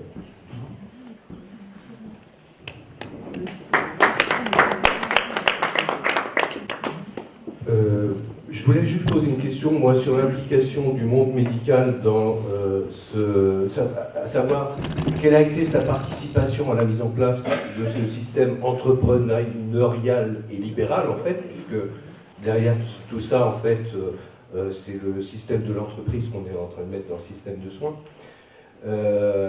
et de la part d'une profession dite libérale. Et ensuite, quelle est l'adhésion par rapport au programme de la NUP de cette profession libérale? Quel retour vous avez, vous, de cette profession? Parce que on parle du système de fonctionnement, mais il y a des hommes, il y a des décideurs. Dans l'ARS, il y a des gens, il me semble qu'il y a des médecins, des pontes, des gens qui sont très bien placés. On le voit, on a même, nous, une candidate qui est, il me semble, médecin, et qui soutient la REB. Donc voilà, quelle est l'implication du monde médical dans cette mise en place et aujourd'hui, dans l'avenir? On est pas mal, c'est 3 mots. Je suis Olivier Compas, je suis le maire de Millac-Morvan, la petite commune dont on parlait tout à l'heure, et j'ai, moi, personnellement, donné des informations au sous-préfet de Saint-Malo, parce qu'on a proposé aussi, nous, des terrains sur notre secteur, ce qui fait que ce serait à moins de 30 minutes de Dinan, par exemple. Ah bah c'est équivalent entre Dinan et Saint-Malo, en tout cas. Donc on avait fait une proposition au départ qui n'avait pas été soumise. Et le sous-préfet n'était pas au courant, le préfet non plus. Donc du coup, maintenant, ils le sont. Voilà.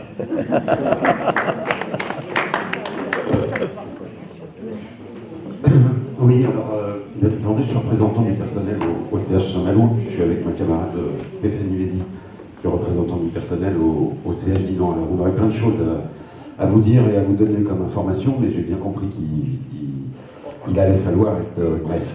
Mais ça me permet justement d'enchaîner sur ce que je voulais attirer votre attention, parce qu'on n'est peut-être pas tous dans le domaine du soin dans la salle, et ça me paraît important aussi que les citoyens qui ne sont pas dans la machine santé, si je puis dire, qui est quand même complexe, dont le fonctionnement est complexe, aient des informations essentielles. Sur le projet, alors moi je vais parler de local, sur le projet de nouvel hôpital, nous on attire l'attention sur le fait que c'est quand même une très grande opacité, comme l'a souligné Nicolas dans sa prise de parole en introduction. Effectivement, le préfet ou le sous-préfet n'était pas au courant qu'il y avait d'autres propositions. Ça nous surprend pas du tout. C'est la méthode, depuis le début. Effectivement, on est obligé de faire des démarches pour avoir des documents dès le départ du projet. Alors même qu'on nous présentait ce projet comme effectivement un des plus importants projets sur le territoire de Saint-Malo, Dinan, Cancale.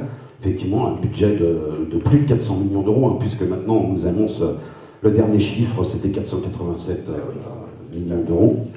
Donc c'est quand même conséquent, et puis ça a bien évidemment un impact énorme pour la prise en charge de la santé de la population. Et c'est là que nous, bien évidemment, alors en premier chef, en tant que représentant du personnel, bien évidemment, on a posé d'emblée des questions sur l'avenir des personnels, puisque c'est notre première vocation, mais on siège aussi dans les instances de l'hôpital, entre autres le comité technique d'établissement, où on discute de l'aspect financier, où on devrait discuter de l'aspect financier, mais là encore, opacité totale. Je vais essayer d'être le plus bref possible. Par exemple, sur ce projet, on nous dit 487 millions d'euros. Le projet médical soignant partagé vient d'être voté par la communauté médicale. On ne sait absolument pas comment ce projet va être financé, hormis les déclarations du ministre de la Santé Olivier Véran qui a dit qu'il nous donnerait 100 millions. Après, sur la base du projet à 400 millions, après on nous dit oui, mais avec les coûts des matériaux et l'inflation galopante en ce moment, ça va être aux alentours de 487, donc on aura un petit peu plus. Il en reste effectivement, et je reviens sur l'intervention d'une personne tout à l'heure qui disait que 400 millions d'euros pour un hôpital, ça pourrait c'était toi, ça pourrait se rembourser comme 2 pots de cuillère à peau. Je crois pas, mais je suis pas un spécialiste des finances. Mais je vais te donner un exemple concret. Et d'ailleurs, il y a un ancien directeur de l'hôpital qui est avec nous, qui me corrigera si je me trompe dans les chiffres. Mais on a construit en 2010 un pavillon femme-mère-enfant, une extension de l'hôpital de Saint-Malo, qui à la base devait nous coûter une 30aine de millions d'euros, et puis on a des soucis au niveau des fondations, des choses comme ça. Je crois qu'on a fini autour de plus de 40 millions d'euros. À ma connaissance, on paye toujours, on rembourse toujours les prêts.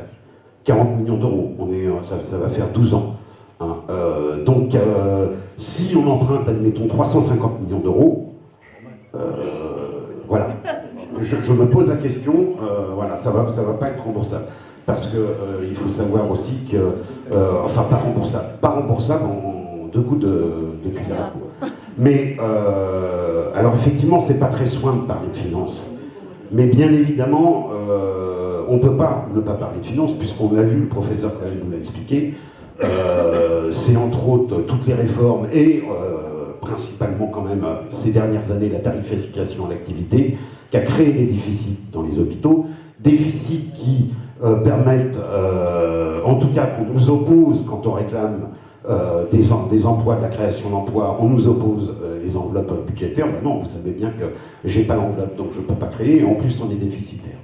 Ça pose question quand on voit qu'on devrait pouvoir emprunter peut-être 350 millions d'euros demain, alors que les établissements étaient encore déficitaires, ils le sont très certainement en ce moment même. Et par rapport à toutes ces questions, on n'a aucune réponse. C'est-à-dire que le 15 juin, l'échéance arrive, dans quelques jours, le Conseil national de l'investissement en santé, le CNIS, qui est en fait une assemblée qui découle, j'essaie de faire découle du ministère. En fait, c'est le Conseil national qui va dire oui, je valide le projet de territoire de santé Saint-Malo, Dinan, Cancale. Non, je valide pas.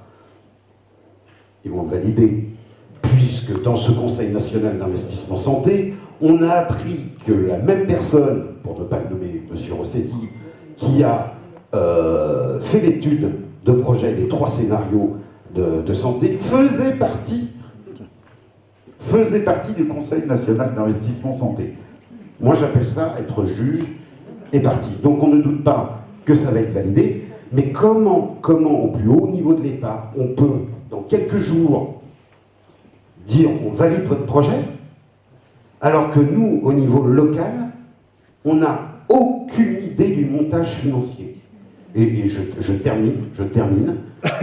Le budget de fonctionnement d'un hôpital, c'est environ 80% du budget, c'est les ressources humaines. D'accord ? Donc dans ce futur projet, les capacités en termes de ressources humaines est fondamentale, et en plus, dans le budget de fonctionnement, c'est la plus grosse part. Comment se fait-il qu'on va valider ce projet dans quelques jours, alors qu'on n'a aucune information à nous communiquer sur le financement, sur comment va fonctionner ce nouveau projet d'hôpital sur les 30, 40, 50 prochaines années. Vous voyez, mais c'est vraiment juste un exemple, mais qui me paraît fondamental et qui est très très inquiétant.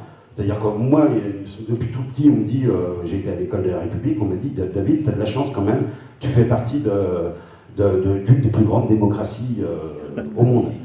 Et voilà, je veux d'ailleurs encore y croire. Mais en tant que simple citoyen, je me dis, mais c'est pas possible.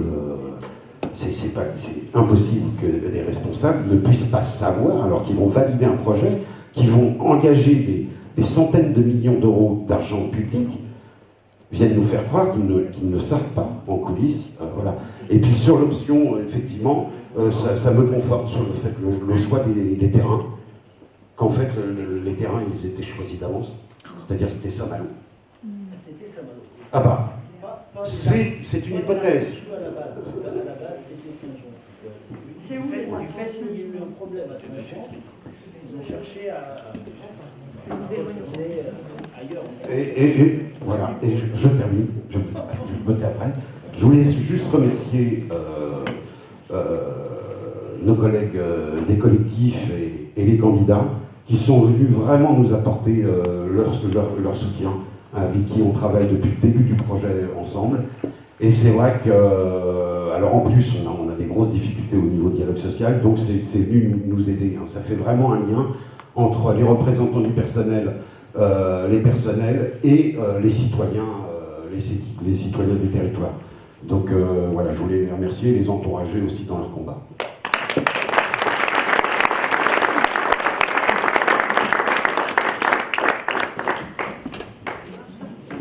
Oui, moi je veux juste me permettre, quoi. Je suis très intéressée par tout ce que j'ai entendu ce soir et j'ai repensé effectivement, et je pense que c'est dans la ligne droite, la ligne, pardon, ce qui est en train de se passer ici au niveau des instituts médico-éducatifs. On parle des EHPAD, tout ça, ça relève aussi de la santé. Et actuellement, même sur le secteur de Saint-Malo, effectivement, ils se retrouvent à un niveau, effectivement, comme les personnels dans le niveau Ségur, ça fait comme pour les EHPAD, hein. Ils n'ont rien, ils ne voient pas venir, ça fait 2 ans, mais la plupart n'ont pas encore eu ce qu'ils devaient avoir au niveau des personnels. Et ils ne peuvent plus recruter. C'est-à-dire que quelqu'un, maintenant, ils peuvent se retrouver avec quelqu'un qui fasse à la fois veilleur de nuit, éducateur et ménage. Et je pense que c'est dans la même ligne de ce qui a été décrit là. C'est ce qui se passe aussi au niveau de l'éducation nationale. Ce sera la même chose, c'est-à-dire c'est la même politique. Et là, on a affaire aussi à une population et à un public qui ne peut rien dire et qui passe en silence total. Parce que c'est vrai que moi, l'ami qui m'en a parlé, je dis, il faut que ça se sache, quoi. C'est sur Saint-Malo. Je dis, qu'est-ce que c'est en Seine-Saint-Denis dans ces cas-là? Parce que Saint-Malo, quand même, puis du personnel, voilà. Ben non, ils en ont plus non plus.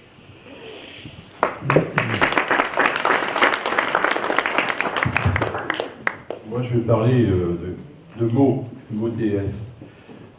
Pour reprendre ce que disait Fabienne tout à l'heure, moi je pense qu'il y a dans la santé, dans le service public de santé, une rupture du 21e siècle. Il y a 2 choses, 2 chocs importants, et c'est évidemment aux candidats que je m'adresse. Il y a le premier choc qui est le financement de l'hôpital, qui s'appelle la T2A. Donc effectivement, c'est quelque chose qui est important de remettre en cause. Et la deuxième chose, tu en as parlé, c'est ce qu'on appelle la nouvelle gouvernance hospitalière, à la loi Bachelot, qui a effectivement centralisé je dirais, le management des hôpitaux comme celui des entreprises. C'est la raison pour laquelle aujourd'hui, la direction d'un hôpital, elle appartient à un directoire. C'est le même mot que pour une activité commerciale ou industrielle. Un directoire et un conseil de surveillance. Et dans le projet médical qui a été approuvé par les conseils de surveillance des 3 établissements du secteur, il y a une phrase qui dit, en quelques mots, l'objectif qui est poursuivi. Cette phrase, je vous la donne. L'évolution de la marge brute, alors marge brute c'est un terme qui est industriel et commercial, l'évolution de la marge brute de chaque établissement met en exergue l'impérieuse nécessité de restructurer durablement l'offre de soins du territoire pour permettre de retrouver une situation économique saine pour le CH de Dinan, gage du développement harmonieux du groupement hospitalier. Vous avez une phrase ici là, qui dit à peu près tout. Et je vous en citais une deuxième qui est assez intéressante parce que je dirais c'est plus dans la sémantique, c'est comment les gens qui ont conçu ce projet voient les choses. Et en fait, on a quand même l'impression qu'ils travaillent uniquement pour eux.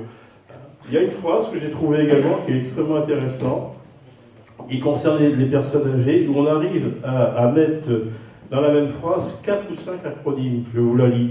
Pour les personnes âgées dépendantes, 97 EHPAD sont répartis sur l'ensemble du territoire.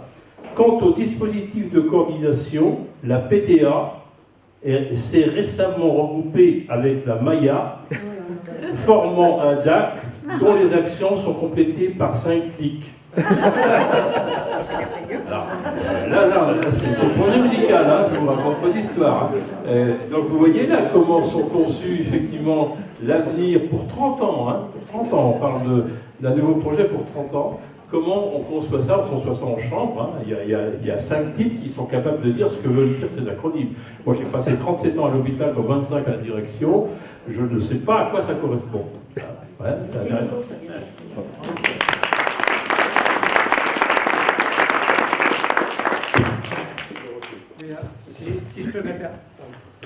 Si je peux me permettre juste un mot concernant donc la coordination Le Monde d'après, qui s'est lancée dans une entreprise périlleuse qui était une enquête publique des besoins de santé de la population sur les 2 secteurs de Dinan et de Saint-Malo. Donc les résultats de cette enquête vont être mis en ligne très prochainement. Je voulais juste, en complément de tout ce qui a été dit ce soir et vraiment de cette masse d'informations inquiétante d'une certaine façon et réjouissante d'une autre, vous dire une conclusion de cette enquête, juste très bref. Je lis parce qu'il y a des chiffres. Alors, quels sont les principaux obstacles que vous rencontrez pour bien vous soigner? Alors, il y avait exactement 214 répondants à l'enquête. Et il y a 199 questionnaires qui ont été pris en compte. Parce que, bon, il y avait un peu de chute. Eh bien, donc, sur ces questionnaires qui ont été pris en compte, quels sont les principaux obstacles? Alors, 155 personnes ont répondu les délais d'attente. 133 personnes, le déficit de soignants ou la saturation des services de soins. Et pour terminer, parce qu'il y en avait plusieurs autres, c'est ma faible confiance dans le système de soins, c'est 20 personnes. Donc on voit là où se situent les véritables inquiétudes de la population. Et je crois que, pour en terminer, juste en termes de confiance, puisque quand même confier sa santé, c'est déjà montrer que le système de santé de l'hôpital public, c'est quand même un système dans lequel on entre généralement en confiance. Je voulais vous dire que sur ces mêmes réponses, à qui faites-vous confiance pour avoir des informations sur le système de santé? Eh bien, 132 personnes ont répondu aux organisations syndicales représentant les personnels hospitaliers, aux médecins et soignants de la communauté professionnelle territoriale de santé, aux associations, il y en avait 110, aux associations représentant les usagers, il y en avait 141, et aux services de l'État et de l'ARS, 17.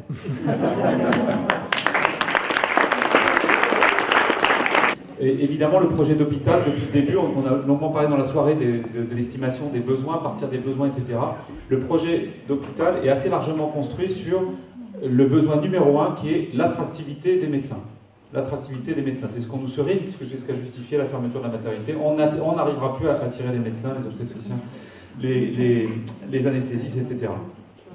Et donc, que ce soit par rapport à cet aspect-là ou par rapport à la question des déserts médicaux, effectivement, on se positionne pour réinterroger, ça va de soi, la libre installation des médecins. Et si on arrive à réinterroger ça, alors on pourra partir davantage des besoins de la population. Vas-y, Thomas. C'est bien le temps pas. Et je réponds que, parce que la question est restée en suspens, c'est le cas de le dire. Évidemment, à mon sens, il faut réintégrer les soignants suspendus, mais il ne faut pas qu'on se trompe, tu allais le dire peut-être Fabien, je te laisserai compléter. Alors on pourrait développer, on n'a pas le temps, mais parce qu'à un moment donné, cette situation a été générée pour des questions sanitaires, hein, qu'on soit d'accord ou pas, mais c'était bien l'objet, et qu'on n'est plus là-dedans, et qu'on a besoin de ces gens-là, et qui seront mieux à soigner que être dans des situations que je qualifierais d'abjectes avec l'ordre des médecins, par exemple. Et que c'est absolument... ce qui se passe est scandaleux, c'est-à-dire qu'on promet à ces gens la mort sociale. Non, il faut sortir de là. Évidemment, il faut sortir de là. Et ce faisant, je repasse donc la parole à Fabien pour d'autres éléments de réponse. Oui, non, juste quelques mots. D'abord, pour ce qui concerne la réintégration, bien entendu, nous sommes favorables à cette réintégration. Nous la demandons, nous l'exigeons. Et ça a déjà été déposé à l'Assemblée nationale. Naturellement, pour l'instant, elle ne gère pas, mais en tout cas, nos députés de nos différents groupes, il y a plusieurs groupes, l'ont déposé. Ce qui est dramatique, c'est que aux dernières statistiques que l'on a, c'est que déjà les 2/3 ne veulent plus revenir. Et qui quittent le navire ou qui vont dans le privé. Et ça, c'est dramatique, parce qu'on est en train de, on a perdu là une quantité quand même importante de professionnels, avec des situations graves, certes en France, mais aussi encore plus graves dans les pays et territoires d'outre-mer. Car il faut voir ce qui se passe aux Antilles, notamment Martinique, Guadeloupe, etc. Donc et la Réunion. Je crois qu'on ne prend pas assez conscience de ce que ça a entraîné comme situation dramatique. Donc oui, nous sommes pour, là-dessus il n'y a pas de doute. Je pense que dans le même temps, je disais, dans les moyens financiers, il y a un moyen très très simple qui est aussi de faire venir de l'argent rapidement dans l'hôpital, c'est la taxe sur les salaires. Nous sommes pour la suppression de la taxe sur les salaires. C'est totalement aberrant que l'on fasse payer à la sécurité sociale une taxe sur les salaires qu'on lui reverse après. C'est absurde. L'objectif est de simplement dire on prend de l'argent, on le met sur votre compte, mais on vous en prélève quand même une partie sous forme de taxe sur les salaires.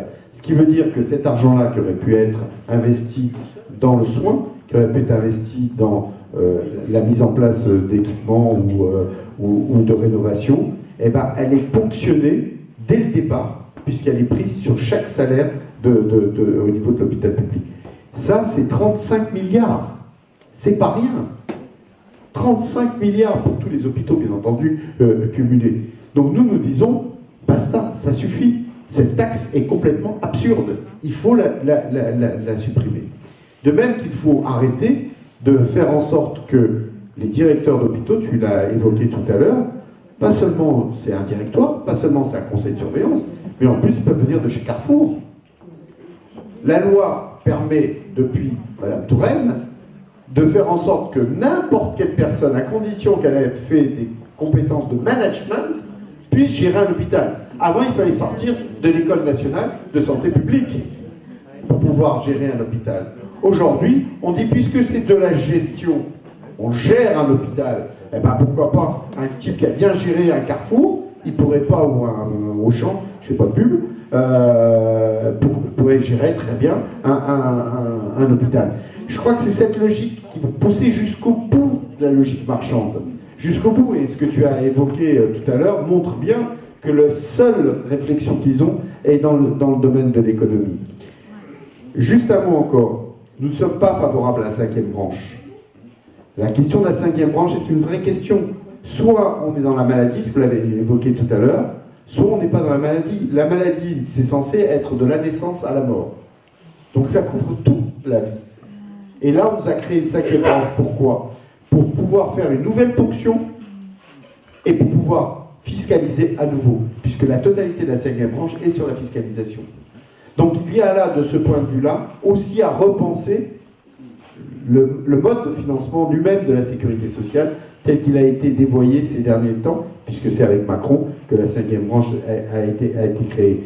Je crois qu'il y a, de ce point de vue-là, un dernier point, et ça rejoint l'esprit général, c'est que effectivement, nous ne sommes pas pour un reste à charge. 0%. Parce que le reste à charge veut dire qu'on va maintenir tout le temps une sécu avec une mutuelle. On est pour le 100% sécu. Et le 100% sécu, ça veut dire quoi? Ça veut dire plus de mutuelle, non pas, je rassure les mutualistes présents dans la salle, non pas qu'il n'ait plus de mutuelle, mais qu'il n'y ait plus la partie assurantielle des mutuelles. Ne confondons pas tout.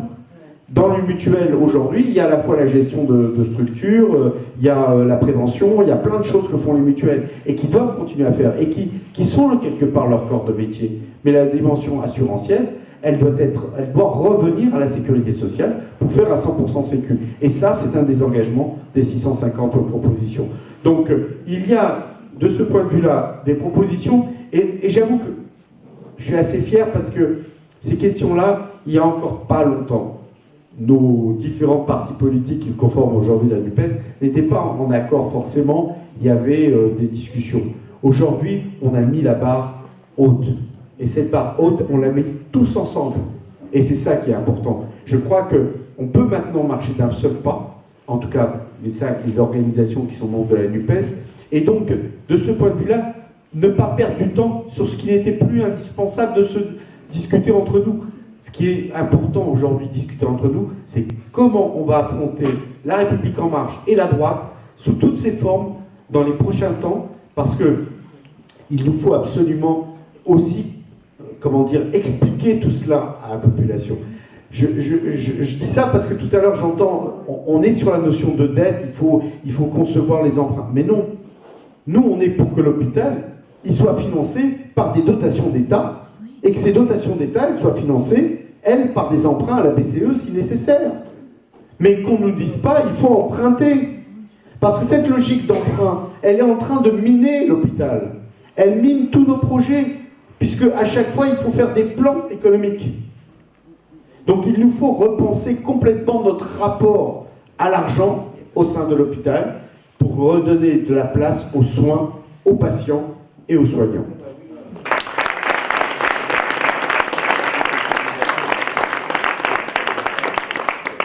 On ne va pas pouvoir répondre à tout ce soir.